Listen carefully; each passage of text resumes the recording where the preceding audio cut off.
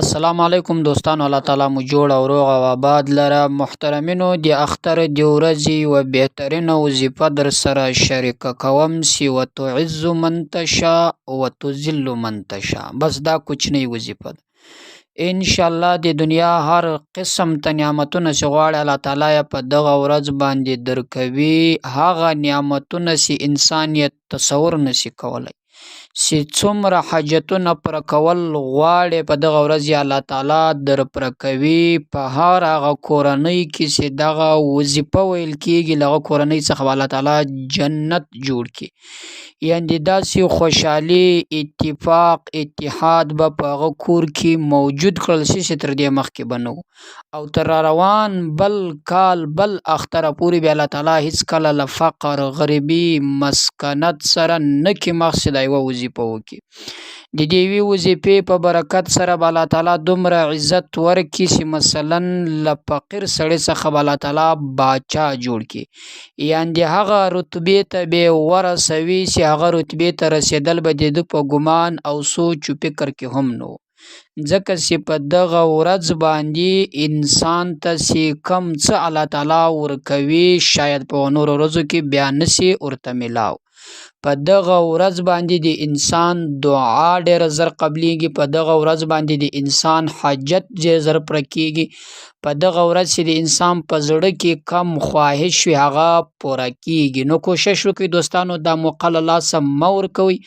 دغه کوچنۍ وظیفه د اختر په ورځ باندې وکړئ. که د سهار له لمانځه نه بعد کوئ، که عیدګاه ته ځئ کوئ، یا که له هغه نه بعد کوئ، په دغه وخت کې دا درو وختو کې تاسو ته اجازت ده. دغه وظیفه کولی سي. انشاءالله د دې وظیفې په برکت سره به الله تعالی درته هر هغه نعمتونه درکړي چې تاسو به سوچ او ګمان هم نه وي کړی، الله تعالی به یې درکړي. او د دنیا معزز کس به الله تعالی در څخه جوړ کړي. او د دنیا کې د لوړې رتبې خاوند به الله پاک جل جلاله د دغه وظیفې په برکت سره در څخه جوړ کړي. ځکه چې عزت و انسان ته ورکوونکی هم الله ده، ذلت و انسان ته ورکوونکی هم الله ده. نو په دغه شپه باندې، په دغه ورځ باندې دعا وکړه چې الله تعالی دې عزتمن جوړ کړي. نو دوستانو، د دې وظیفې عمل در سره شریک کوم. پر هغه طریقه باندې یې وکړئ کم چې یې زه درته ښایم. پر هغه شرایطو باندې یې وکړئ کم چې یې زه درته ښایم. کله چې هم د اختر نوې جامې واغوندئ، نو دغه وظیفه وکړئ. انشاءالله الله پاک جل جلاله به درته هر هغه څه درکړي چې ستاسو سوچ او ستاسو فکر به هم نه وي. ځکه چې دا داسې ورځ ده، مثلا یوه کوچنی اختر یو لوی. تر نبي علیه السلام مخکې مثلا پخوا چې کم دینونه وو د نبیانو هغو ته نه ورکول سوي. او نبی علیه السلام چې کله نبي سو، نو د ده امت ته دغه دوې ورځې مختص وي د خوشحالۍ، یو لوی اختر او بل کوچنی اختر ده.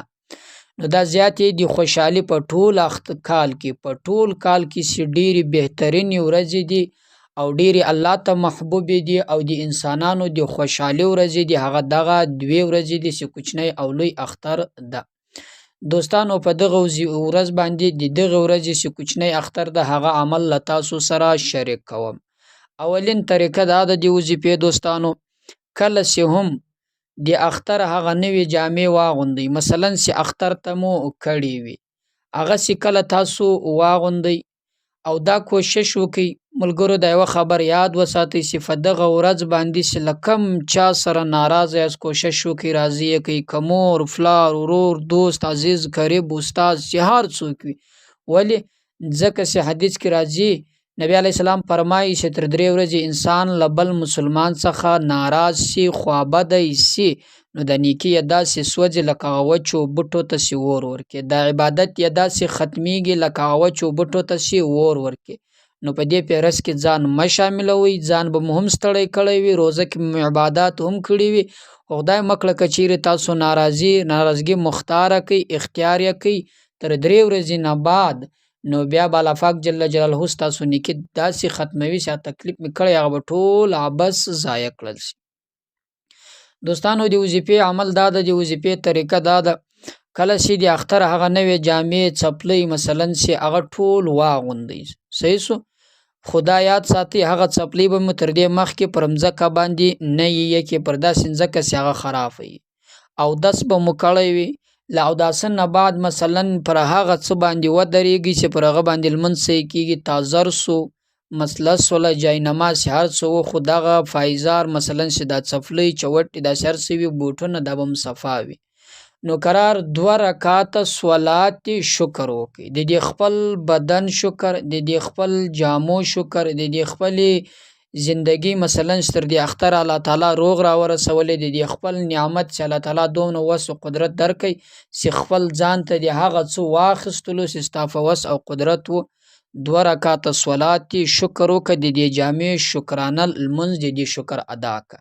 مثلا چې هغه رقم لمونځ د کله نفل هغه رقم کېږي، خالص صلات شکر کې یادېږي، په دغه نفل کې صلات نفل یادېږي، نور هیڅ فرق یې نشته. نو داسې د کله وکئ.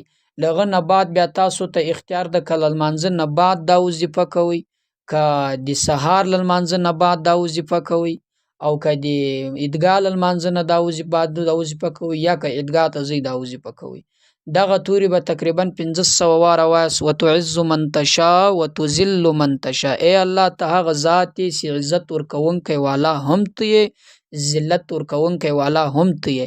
یا الله ما په هغه فهرست کې شمار کړه چې هغه عزت والا وي، او ته عزت ورکوي. له هغه خلکو څخه نجات راکې، فنا راکې، له هغه فهرست څخه مې وباسې، په هغه کې مه شاملوې کم چې ته هغه خلک ذلیله کوې. نو داسې کله 1500 واره وویل، دعا وکړه، ان شاء الله الله پاک جل جلاله به هغه عزت درکې کم چې ته غواړې، هغه عزت به الله تعالی درکې چې ستا تر سوچ او فکر بلا هم زیات بالا وي. نو دا وظیفه و دوستانو د اختر په ورځ یې ضرور وکړئ، کوشش وکړئ، ان شاء الله ډیر هغه څه به په لاس درکې چې تاسو ته به مخکې نه وي ملاسوي. پر الله تعالی مسپارم، الله تعالی مو تل خوشاله او آباد لره، الله تعالی مو تل اختر په خیر کا. السلام علیکم ورحمت الله وبرکاته.